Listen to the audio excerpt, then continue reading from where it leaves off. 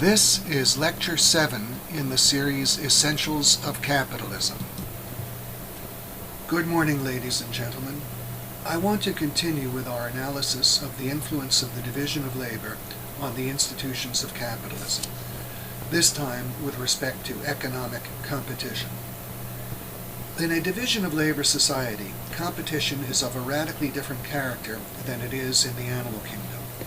In the animal kingdom, competition is over a limited, nature-given supply of means of subsistence. For the lions in the jungle, for example, there are only so many zebras or gazelles in the surrounding territory. Once the population of lions grows to stand in a sufficiently high ratio to that of the surrounding species that it eats, the individual lions are placed in competition with one another for survival. For each lion that succeeds in obtaining a supply of food, the survival of some other lion is jeopardized, for there is simply not enough to go around.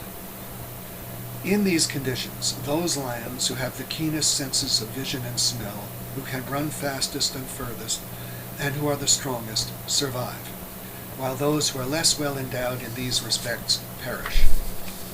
This is truly the law of the jungle and the survival of the fittest. The competition that exists in a division of labor capitalist society, on the other hand, is so radically different that it is actually of a diametrically opposite character. It is not a competition over any limited, nature-given supply of means of subsistence. On the contrary, it is a competition in the positive creation of new and additional wealth. Ford and General Motors, IBM and Apple, and so on, are not competing in any seizure of a fixed supply of automobiles or computers provided by nature. They are competing in the positive creation of more and better automobiles and computers. Man does not obtain his automobiles, food, computers, or anything else that he requires as a gift from nature. He must produce it. His possession of reason and his organization of production into a system of division of labor enable him to steadily increase the total of the wealth he produces. Unlike the lions in the jungle, man increases the size of the animal herds that serve him, to return to that example. He domesticates them. He studies their requirements for health and nutrition and so on. He grows food for them and studies the requirements for the health and nutrition of the crops that feed them. He progressively expands and implements such knowledge, with ever-increasing benefit to himself, and similarly with regard to every other source of his material well-being. Economic competition takes place within this context, the context of unlimited potential improvement in man's material well-being, based on his possession of reason and the organization of production into a system of division of labor. What economic competition is about is not the means of subsistence, but, as I explained in Lecture 2, the selection of products for markets, of technological methods for producing any particular product, and of persons for specific occupations.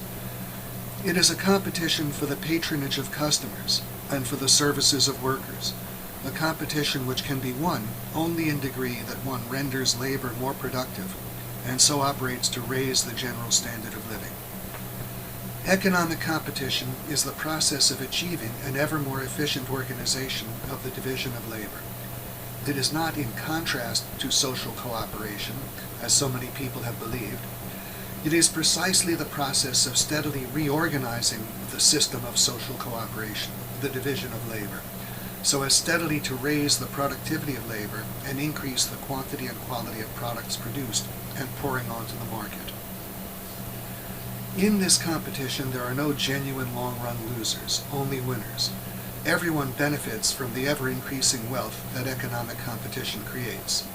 Even those who at first sight appear to be losers turn out to be winners, and usually fairly quickly. Consider, for example, the effect of the competition of the automobile on blacksmiths, horse breeders, and buggy makers.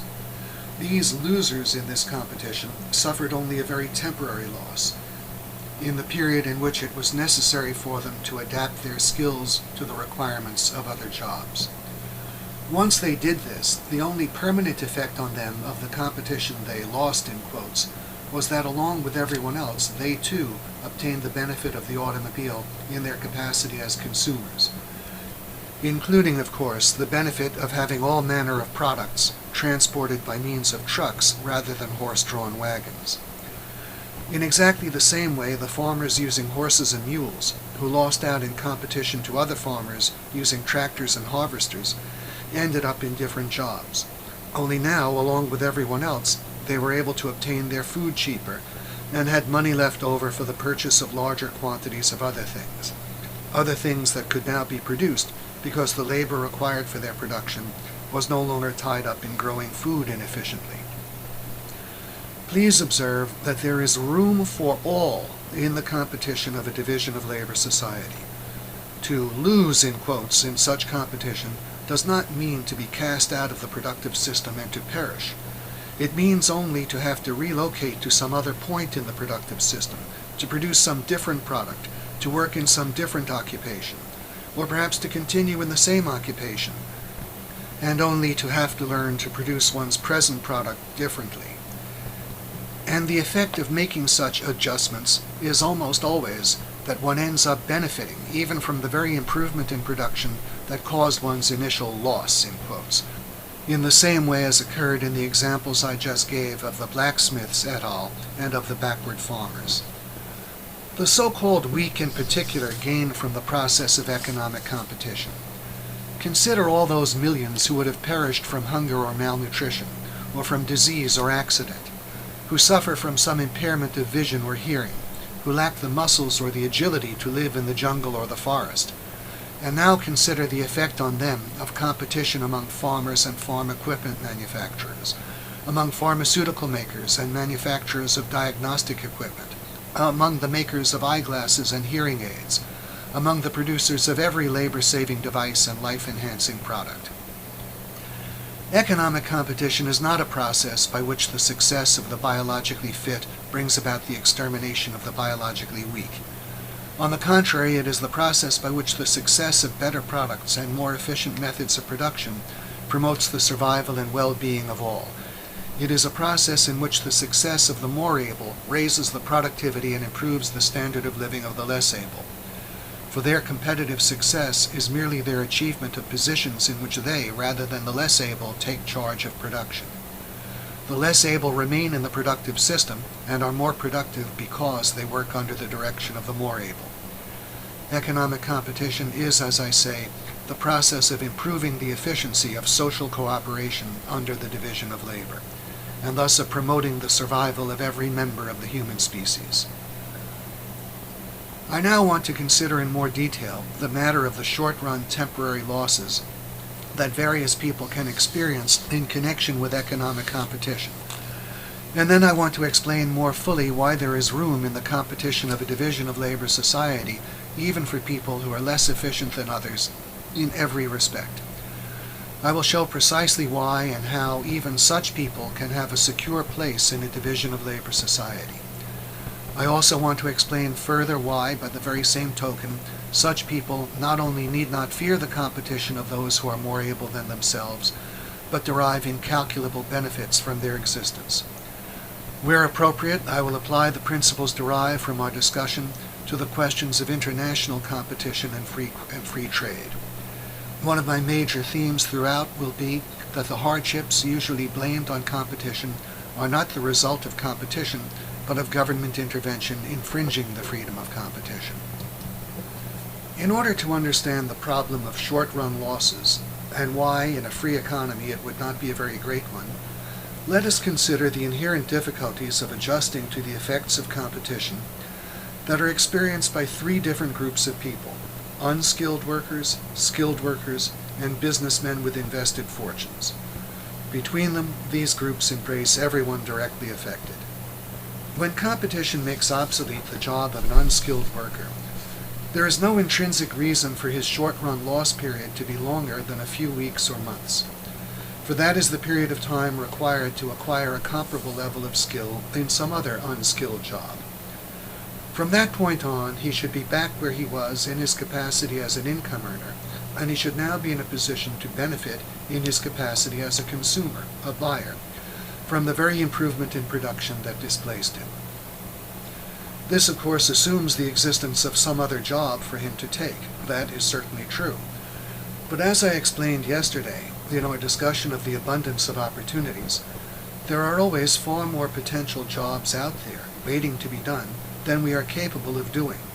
If the government does not intervene and so prevent the exploitation of employment opportunities that the nature of reality provides in superabundance, then there will indeed be other jobs available. And in modern conditions, in which even the very poorest workers can afford the cost of a bus ride that will take them practically anywhere in the country within days, alternative employment opportunities can be drawn from the entire length and breadth of the land. The intrinsic difficulties in the way of people adjusting to the temporary job losses caused by competition are now less than ever, and diminish with every further improvement in transportation and communications. The temporary losses suffered by skilled workers are necessarily longer lasting than those of unskilled workers. If a skill is made obsolete that required 2 or 3 years to learn, then it will probably take that much time for such a worker to acquire a comparable level of skill in some other line of work, and thus once again to earn a comparable level of income. But even so, if the worker does reestablish his level of skill and income, then from that point on he too benefits from the very improvement that initially cost him his job. For he is now even in his capacity as an income earner and ahead in his capacity as a consumer. For example, a typesetter displaced by automated typesetting equipment would come out a permanent net gainer from the lower cost books, newspapers, and magazines that improvement made possible, once he acquired a comparable level of skill and income in some other line of work, perhaps 2 or 3 years later. Now, I have been stressing that in a free society, individuals end up gaining even from the improvements that initially make them lose their jobs. It should not be forgotten, of course, that they also benefit from the overwhelmingly greater number of improvements that do not make them temporarily lose their jobs, but which purely and simply benefit them in their capacity as consumers. For example, the typesetter I just referred to benefits purely and simply from the effects of competition on the production of food, housing, clothing, transportation, and everything else to which he is related merely as a consumer. For every individual, such improvements are always in the great majority, for the simple reason that he works in only one industry at any one time, while competition affects all industries. His job is potentially threatened only by the competition which goes on within his industry, or between his industry and one or more other industries. It is not threatened by any of the competition that goes on in all the rest of the economic system, by all the competition that goes on within and between all the other industries, and that does not directly relate to his one industry. Such competition merely improves his position as a consumer. Thus, the position of the individual in a capitalist society is that over the course of his lifetime, competition improves the production and lowers the cost of practically everything, and introduces many totally new and previously unheard of products, with the result that the standard of living of the average person steadily rises. But from time to time, the nature of the competition is such that the individual must change his job. At that point, his standard of living temporarily declines. The fall in his standard of living is from an upward sloping line, so to speak, and if he acquires a comparable level of skill in another type of work, his standard of living is soon raised to a point further up the line than it ever was before, in part precisely because of the improvement that displaced it. The picture that emerges of an individual's life under capitalism in connection with competition is one of steady improvement, punctuated by a few brief periods of setback, of temporary declines from a rising line. The impact of such periods of setback could, of course, be minimized by the possession of savings. It could also be greatly reduced in most cases by forethought in the form of paying attention to the factors affecting the existence of one's job and making preparations for obtaining a new job before the loss of one's present job. In the case of skilled workers, this would mean learning a new skill while one still had one's old job. In a free economy, the only case of a loss period that is necessarily long and major is that of wealthy individuals who lose an invested fortune as the result of competition. The owner of a harness factory or horse breeding farm in the early years of this century, who lost perhaps $1 million when his investment became obsolete, was far less likely to be able to accumulate $1 million a second time than his workers to adapt their skills to the requirements of other jobs. It is incomparably more difficult to earn $1 million than to learn a new job, even a highly skilled one. Of course, even this is not impossible, and there are numerous instances of individuals who have made and lost several fortunes. But for many people, especially those whose wealth has come to them through inheritance rather than their own abilities, it is simply out of the question to earn back a fortune. Let us focus now on the effects of competition on this group, the only group that must probably suffer a major and prolonged loss as the result of free competition. Can its members legitimately claim to be harmed by competition?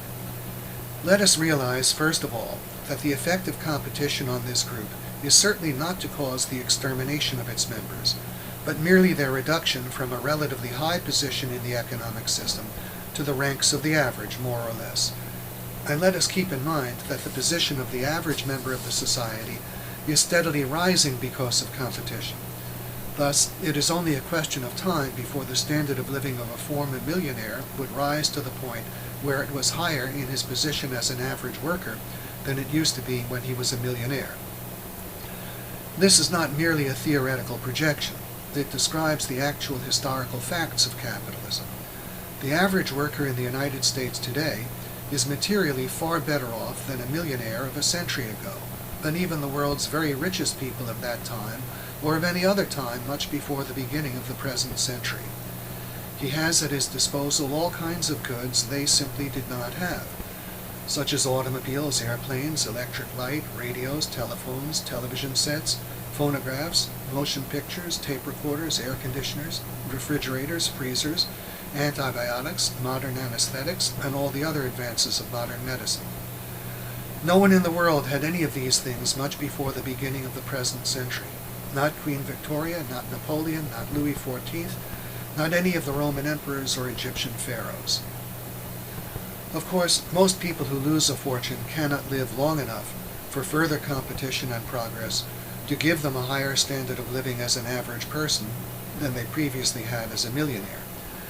If they lose their fortune when they are 65 or even 45 years old, it is virtually impossible that they will live long enough for economic progress to restore the equivalent of all that they have lost.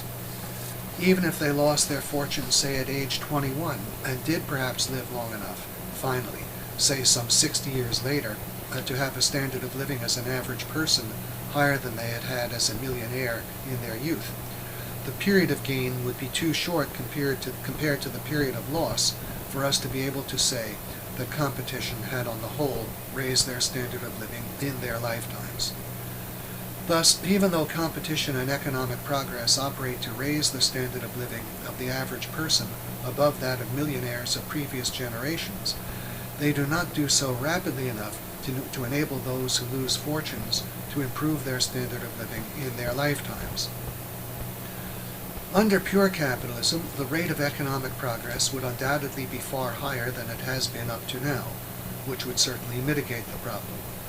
Perhaps if the entire economic system could achieve a sustained rate of progress comparable to what has existed in the computer industry, the problem would substantially disappear.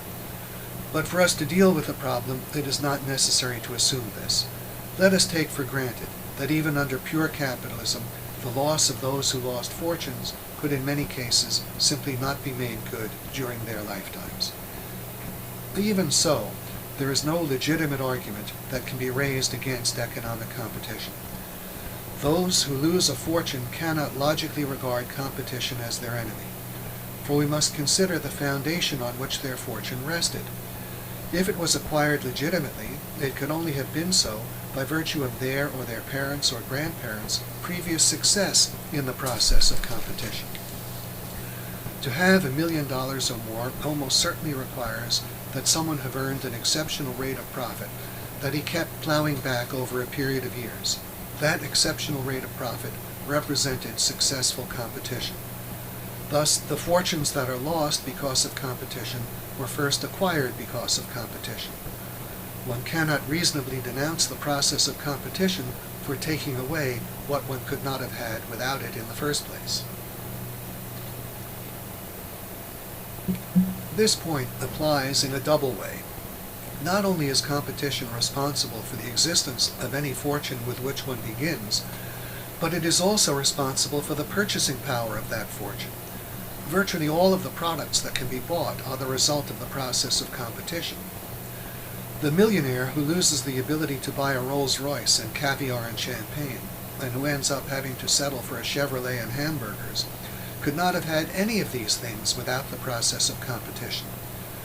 To denounce competition as the source of his loss ignores the foundation of virtually everything he has or ever could have. The same point, of course, applies to everyone else as well. For example, to a worker who might be tempted to denounce competition for a decline in his income. The purchasing power of any income he ever earned or will earn is created by the competition of producers. There would be almost nothing for him to buy without it, and the previously higher money income he earned was itself the result of his own previously more successful competition. It should be realized that it is those who denounce economic competition who are the true advocates of the law of the jungle. They want to preserve their accustomed standard of living by means of prohibiting or restricting the competition of others.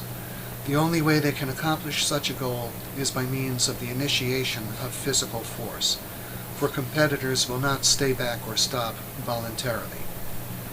For example, if the owner of a harness factory wanted to preserve his standard of living by stopping the competition of the automobile, it would not be sufficient for him merely to send a polite letter to Henry Ford explaining the hardship he was suffering on account of Ford's activities, and requesting therefore that Ford stop or restrict his business.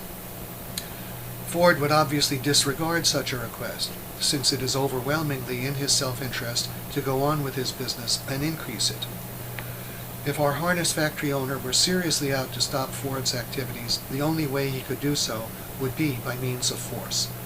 Either he would have to employ private criminals to stop Ford, by such means as wrecking his facilities and threatening his workers, or he would have to have a law passed which would stop him with a threat of seizing his property or putting him in prison. One way or another, force would have to be his only recourse, because there is no way that Ford or any other competitor would voluntarily give up the means of making his own fortune in order to preserve the fortune of someone else. Such activity on the part of the harness factory owner, who is in the position usually regarded as that of victim of the law of the jungle, is the real law of the jungle in its human setting, for it is the attempt to live by means of force rather than production and exchange. All those who denounce economic competition implicitly support such behavior, and in this sense are advocates of the law of the jungle. Economic competition itself is now clearly established as the opposite of the law of the jungle. It is a uniquely human mode of survival, the achievement of success by offering progressively better goods and services to others, who have alternatives for spending their money and who must be voluntarily induced to spend it in any particular way, who are induced because they are offered something better. Economic competition is both the product and the agent of man's ongoing use of his mind to improve his life. The product of those who have something newer and better to offer. The agent compelling all others to follow if they are to retain the voluntary patronage of their customers. It is the law not of the jungle, but of progressing civilization, the basis not of the survival of the biologically fittest, but of everyone at a higher and higher level. Our discussion has important implications for the relationship between economic competition and economic security, which need to be developed. Usually, of course, competition is perceived as one of the foremost threats to the individual's economic security, because it can cost him his job.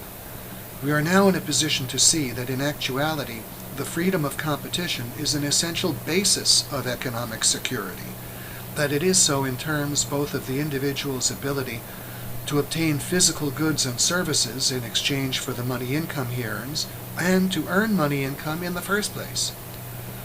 Let us realize that in its most fundamental physical sense, economic security means the ability to obtain the goods and services on which one's life and well-being depend.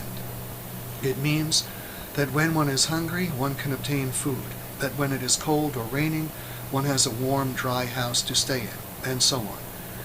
In its fundamental physical sense, economic security obviously depends on the ability to produce.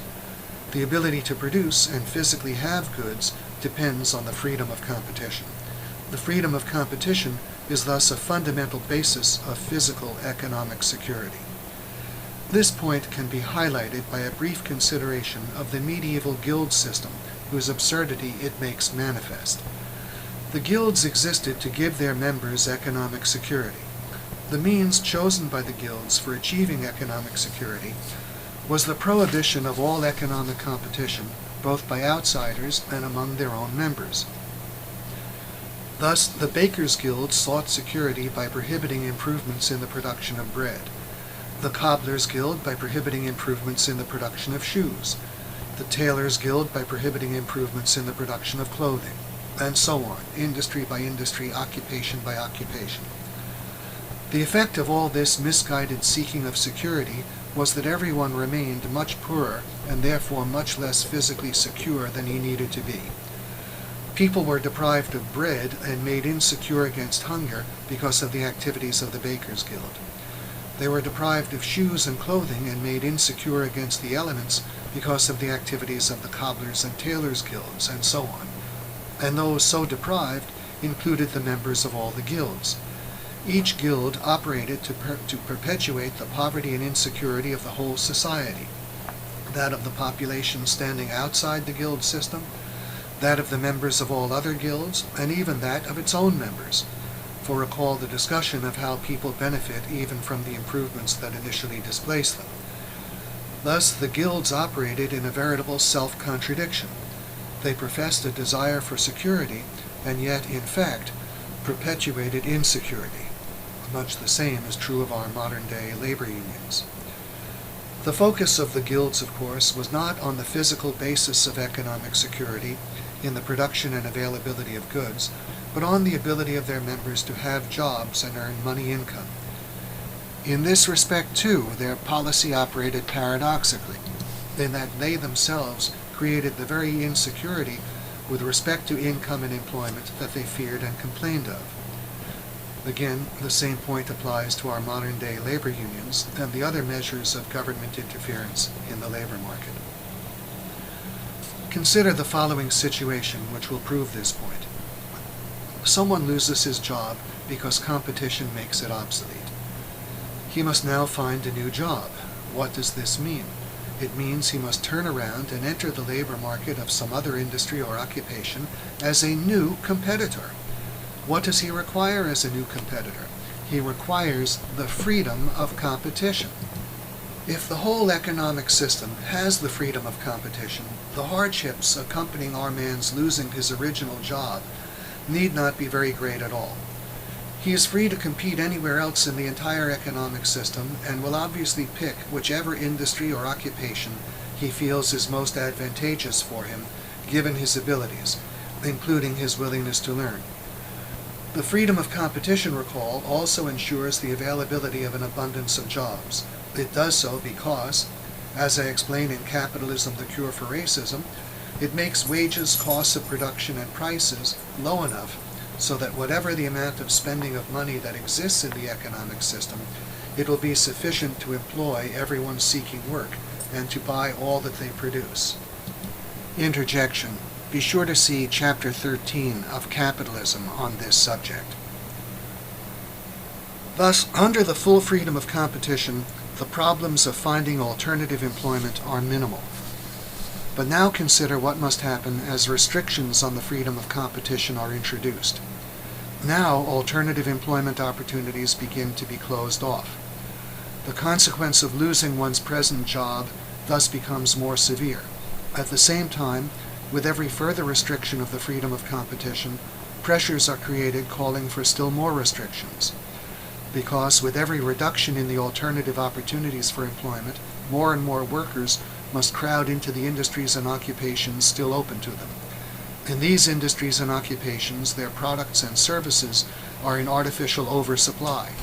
and their wages must suffer correspondingly. In addition, their productivity declines because an artificial scarcity exists of the complementary means of production that must be obtained from the restricted industries and occupations, quite possibly at prices that have risen as a direct result of the expansion of the remaining free areas. As conditions grow worse in the remaining free areas, more and more of them are led to demand restrictions of their own, as a matter of self-defense, and then there is simply no place for an unemployed worker to go. By then, almost everyone lives in terror of losing his job and opposes everything that might have that effect. It is clear that it is mainly the existence of the restrictions on competition that makes them seem so necessary. They are the cause of the terrifying insecurity that grips so many people at the prospect of losing their job and makes them so desperately fear competition. Competition is terrifying when one is not allowed to compete. People are terrified of losing the competition concerning their present jobs because if they lose it, they are prohibited from competing for alternative employment. The prohibitions on their competing elsewhere are what make them cling so tenaciously to the jobs they have. The belief that the freedom to compete is a threat to our security is completely wrong. The freedom to compete is a precondition of our security. The belief that it is a threat is an illusion based largely on the lack of the freedom to compete. This belief, is a real source of insecurity, for it leads to the restriction of competition. As a further illustration of these principles, I want to return briefly to our discussion of the short-run loss periods connected with competition. Hostility to competition leads to the imposition of seniority rather than merit as the criterion for promotion and pay increases. This artificially lengthens the short-run loss periods associated with competition. A level of skill and income that in fact should take only a few weeks or months, or perhaps in the case of skilled workers 2 or 3 years to achieve, may be stretched out to 10 or 20 years by the seniority system. As a result, a worker who may lose a relatively modest investment in terms of genuinely necessary experience, which he could reacquire with relatively little difficulty in another job, is made to lose a vast investment in seniority, which he can reacquire only with tremendous difficulty. The growth of the seniority system is the result of the influence of labor unions and the civil service mentality, which influence in turn rests on government intervention, and thus on the violation of the freedom of competition. Now let us consider just why there is not only room, but actual need for everyone in the competition of a division of labor society, even for those who are less capable than others in every respect. One reason is the fact we have mentioned several times. Our need and desire for goods and services are virtually unlimited, while our ability to produce goods and services is always strictly limited. Thus, we have a need for all the productive ability we can find, even for productive ability on the most modest scale. A good example of this is the case of a one-man business, which begins to grow. Originally, its owner had time to do everything, from making all the most important decisions to sweeping the floor. But now, as his business begins to grow, it is physically impossible for him to do all these things. It pays him to begin to employ others to do jobs which he might be better able to do than they, but which he simply lacks the time to do. Thus, even though he might potentially make a better secretary than the secretary he employs, and be better at sweeping floors than the janitor he has hired, it pays him to employ these people in order to be able to carry on a larger scale of activity. Their presence enables him to concentrate on the performance of tasks in which his superiority is greater and more important, such as thinking about what needs to be done in his business. And this brings us to the law of comparative advantage, or, as von Mises calls it, the law of association. This law holds that human cooperation in a division of labor is mutually advantageous even when one party is productively superior to the other in every way, because it allows the superior party to concentrate on those areas of his superiority which are greater and more important, that is, on his areas of comparative advantage. By the same token, the inferior party concentrates on those areas in which his inferiority is less or less important, which represents his comparative advantage.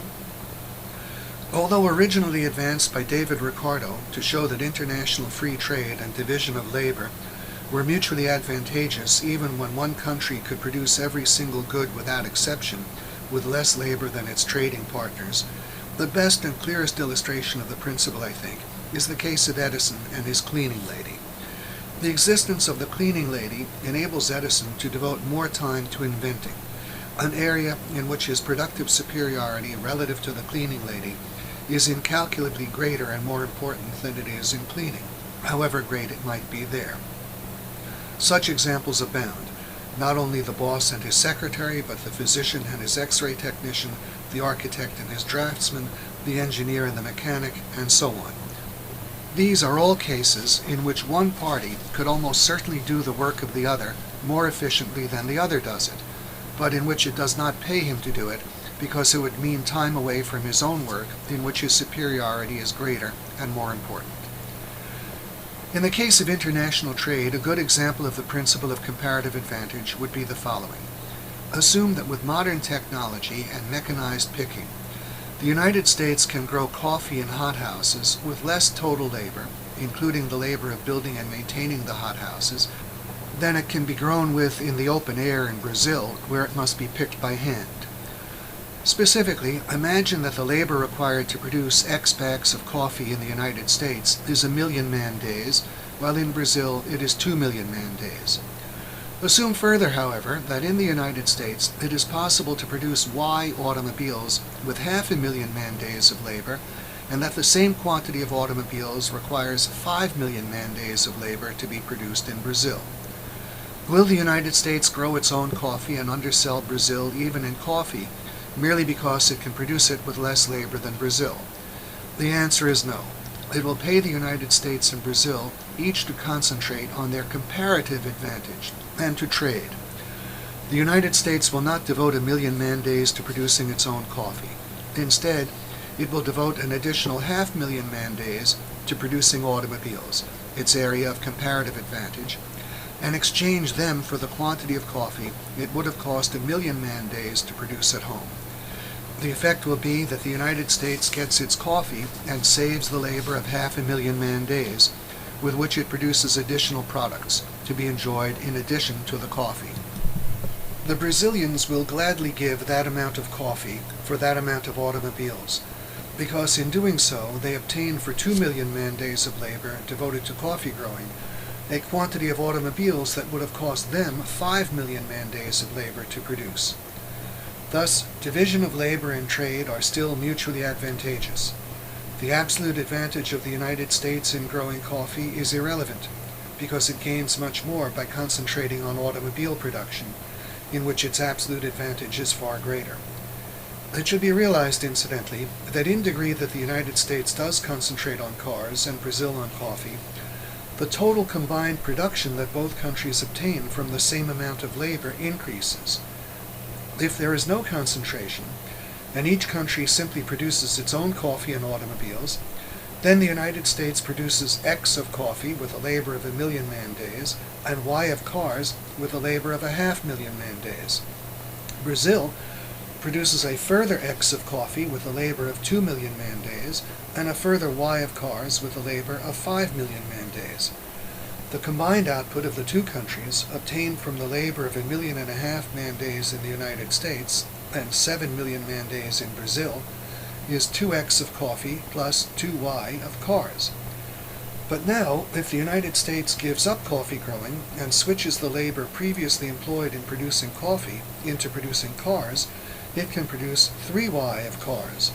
If Brazil gives up automobile production and switches the labor previously employed in producing cars to producing coffee, it can now produce 3.5x of coffee.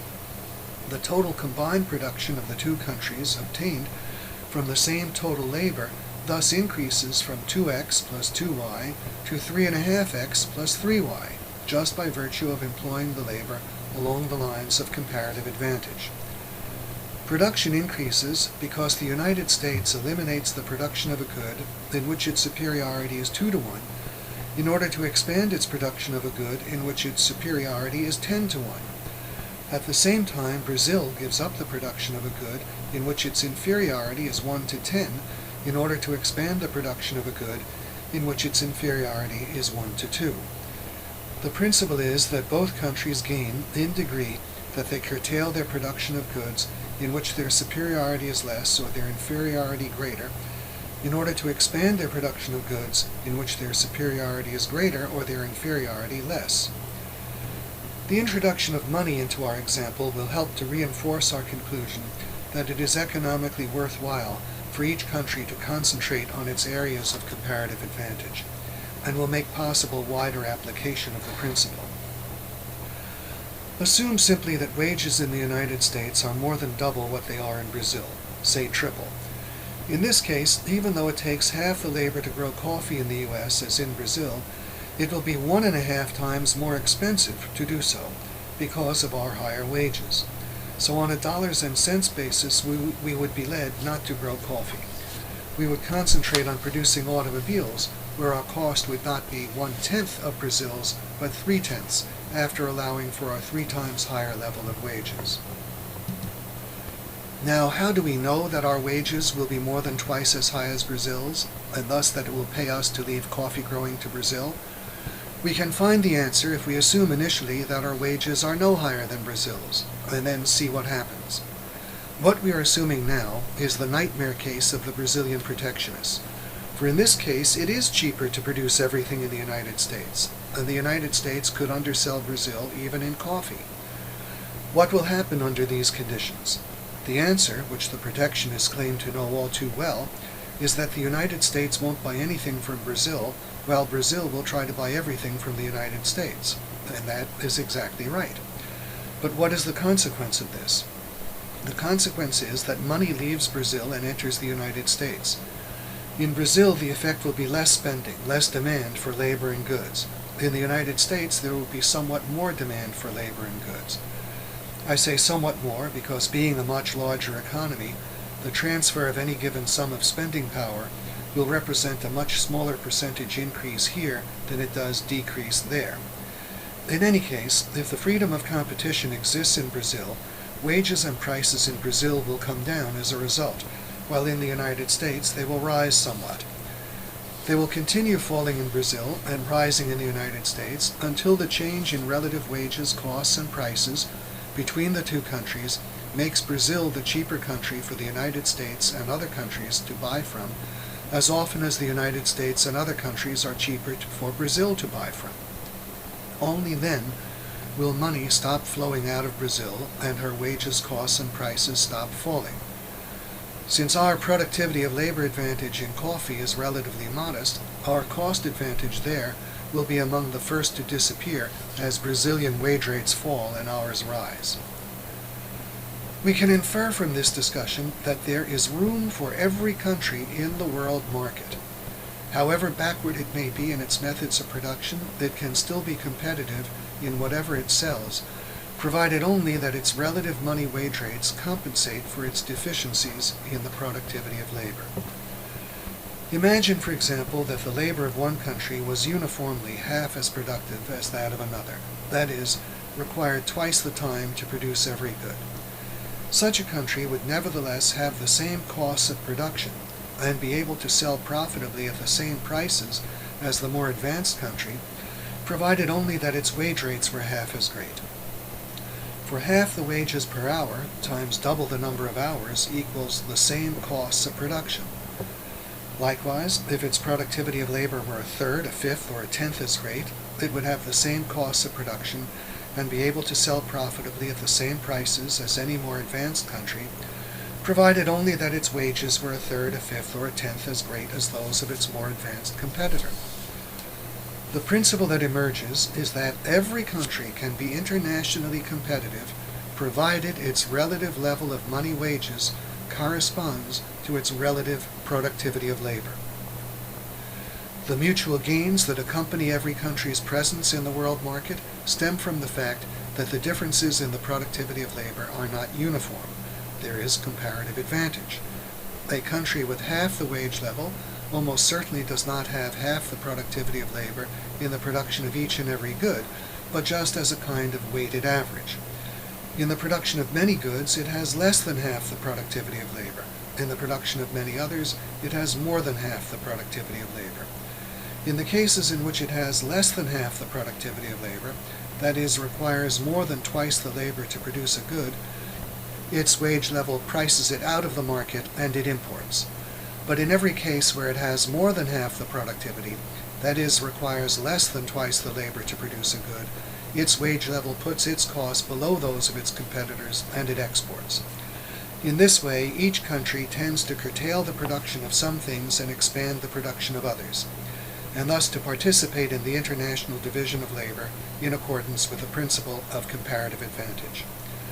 The very fact of each country's expansion of its areas of comparative advantage then makes possible still further economies associated with division of labor and production on a larger scale.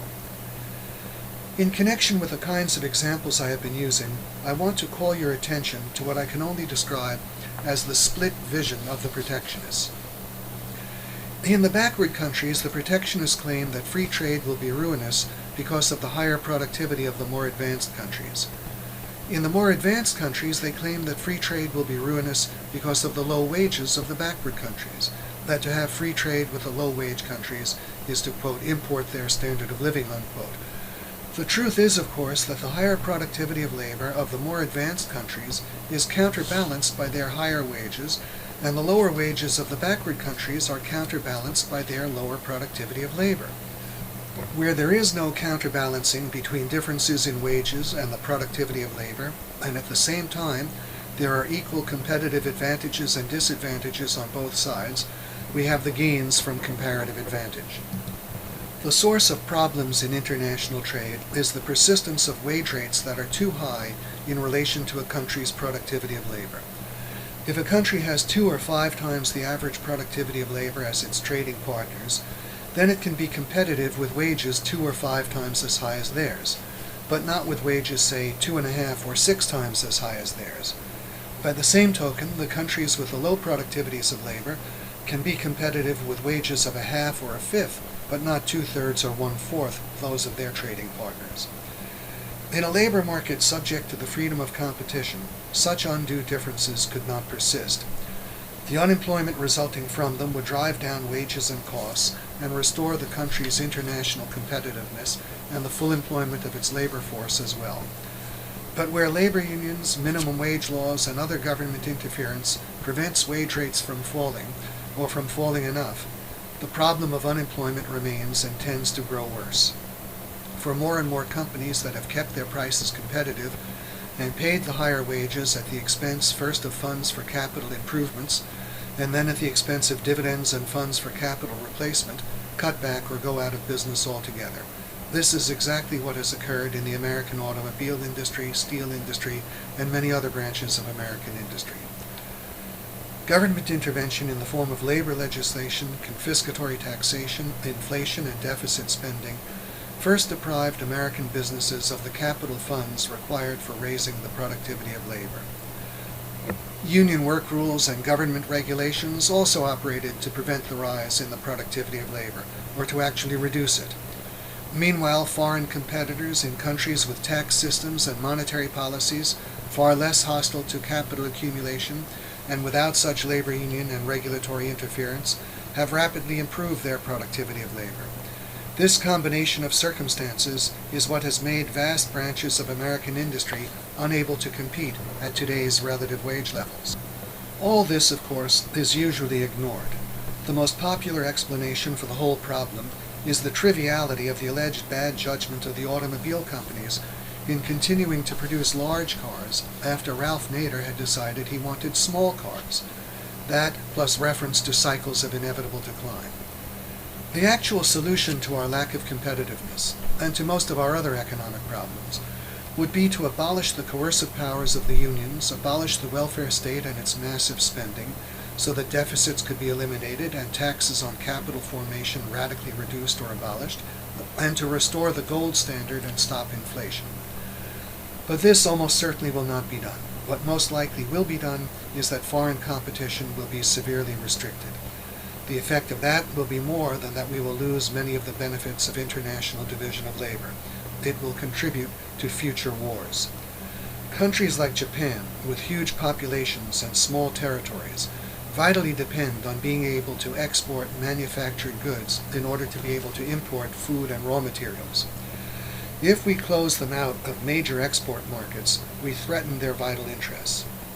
We give them grounds to hate us and an economic rationale for war as a means either of forcing open markets or of seizing the food and mineral producing territories they are prevented from earning the foreign exchange to buy from and making them into captive markets.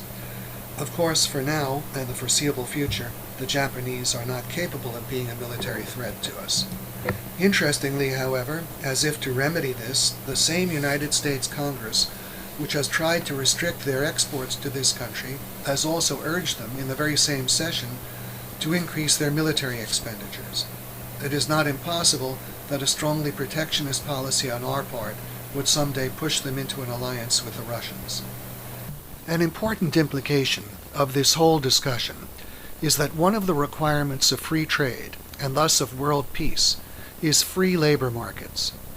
That is what is necessary to keep a country's wage level in a proper relationship to the wage levels of its competitors, and so enable it to have free trade without fear of mass unemployment developing because it is too widely undersold. A further implication is that since labor legislation in the long run is incompatible with free trade, it is a threat to friendly international relations and thus to world peace. This is a further, very important reason for abolishing it. Let us return now to the application of the law of comparative advantage to competition within a country's own labor market. The principle that wage differences compensate for productivity differences shows how less efficient individuals can be fully competitive with more efficient individuals in seeking employment. All they have to do is offer to accept wage rates that are lower in degree that their productivity is lower. For example, a man who can lay only X bricks per hour can be fully competitive with workers who can lay 2X bricks per hour, provided only that he is willing to accept half the hourly pay they receive. Indeed, less efficient individuals can, and often do, outcompete more efficient individuals for jobs, simply by virtue of their wages being lower in greater degree than their productivity is lower. The worker who can lay 20 bricks per hour and asks $1 an hour outcompetes the worker who can lay 40 bricks an hour but asks $3 an hour. The first man's cost per brick laid to an employer is only 5 cents, that of the second man 7.5 cents. The law of comparative advantage guarantees a job for everyone, a job in which he outcompetes all other contenders for that job, no matter how modest his abilities, provided only that the labor market is free to bring about the appropriate adjustments in relative wage rates. As the wage rates of less capable people fall relative to those who are more capable, they are able to match or exceed in more and more employments what a more capable person is able to offer an employer per dollar of cost.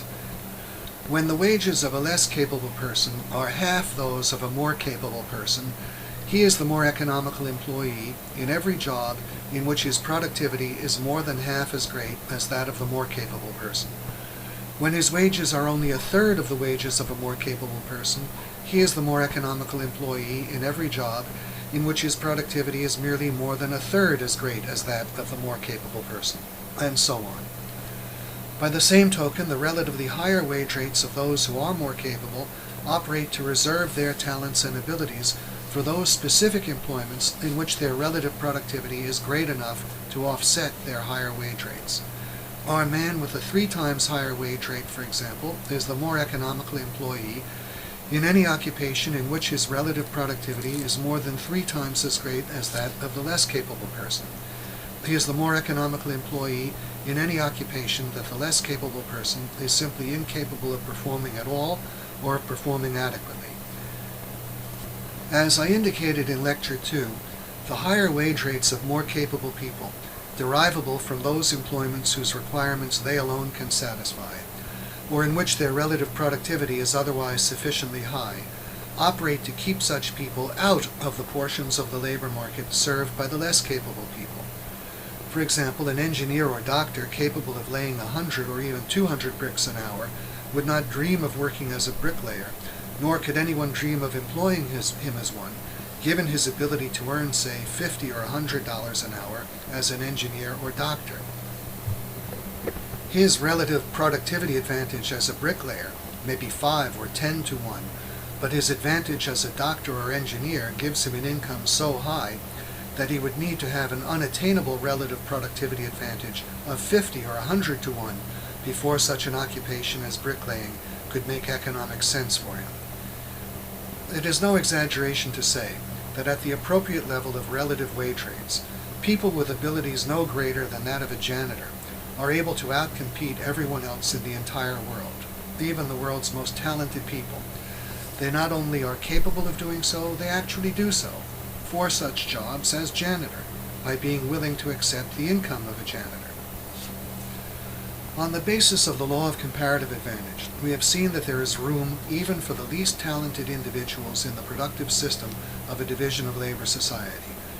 Even they have a contribution to make that is of benefit to others who are more talented, namely, by taking over tasks in which their productive inferiority is relatively small, they enable those who are more talented to concentrate on areas where their productive superiority is still greater and more important.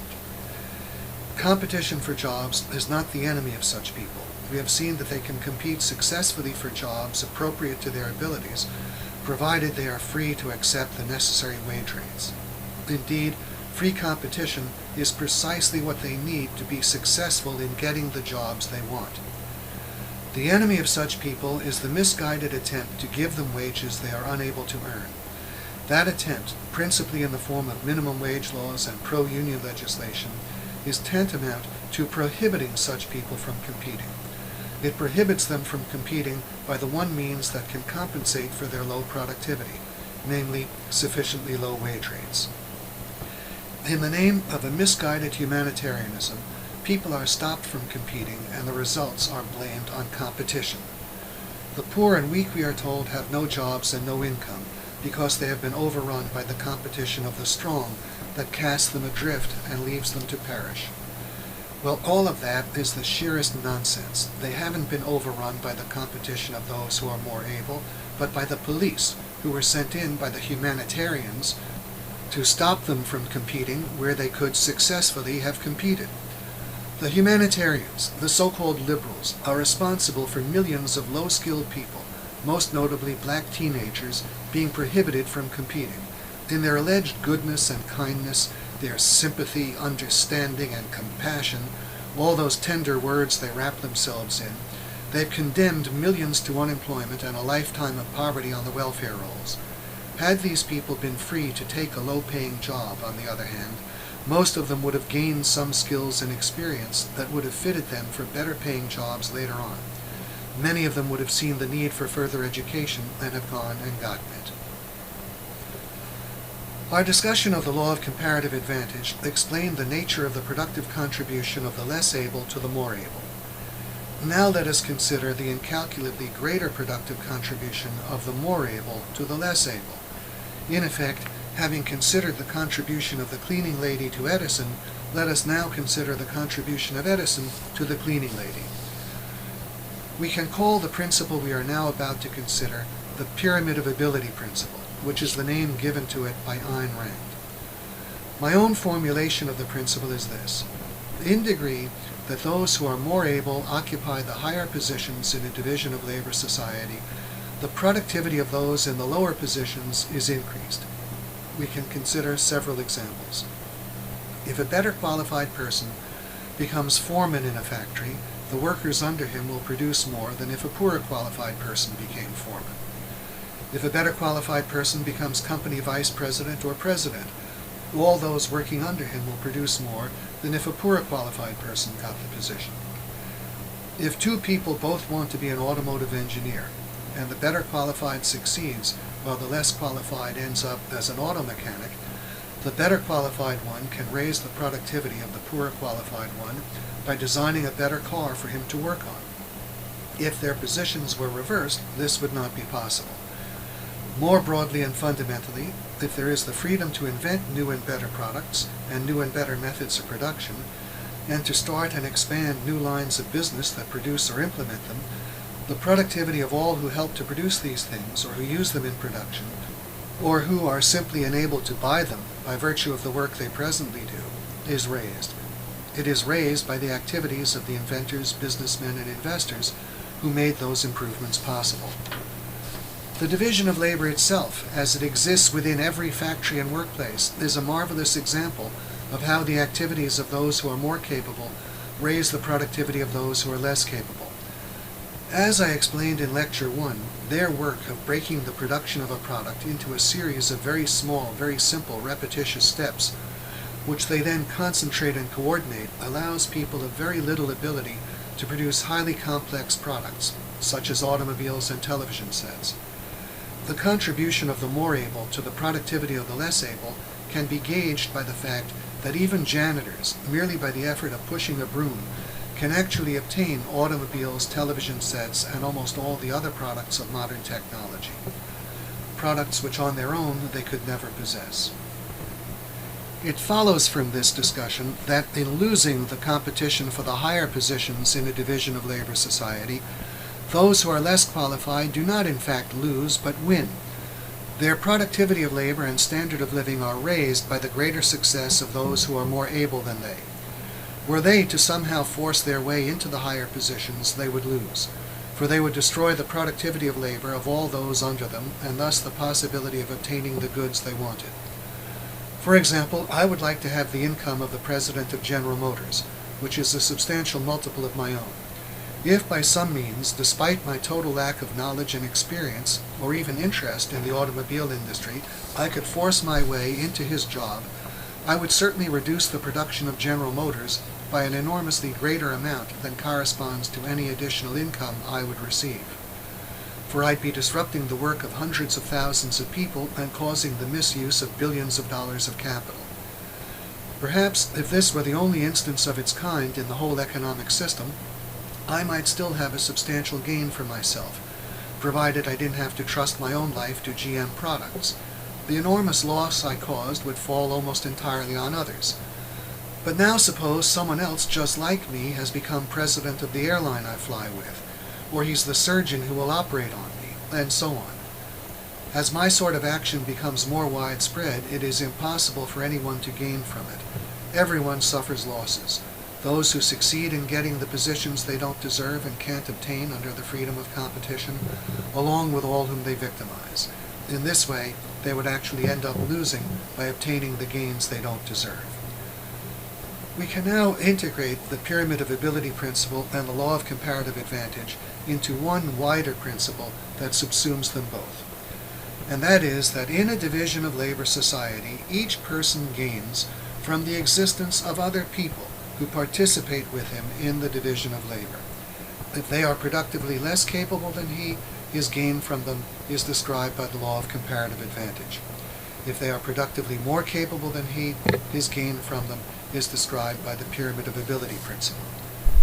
In either case, looking down the scale or up, the individual gains from the existence of others who participate with him in the division of labor. The great precondition of his gain is the freedom of competition, that everyone should have the legal right to enter every occupation and every industry. That is the condition which simultaneously guarantees him the widest scope for his own talents as a producer and operates to assure that everything he buys will be produced by those best suited to produce it, in an environment of constant progress and improvement.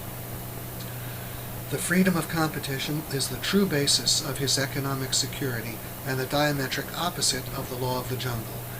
It gives a place in the system of division of labor to everyone, and puts everyone in the particular place for which he is best suited, with the result that the productivity and standard of living of all are increased and go on increasing. So far from being the law of the jungle, the freedom of economic competition emerges as the true principle of the universal brotherhood of man. Thank you.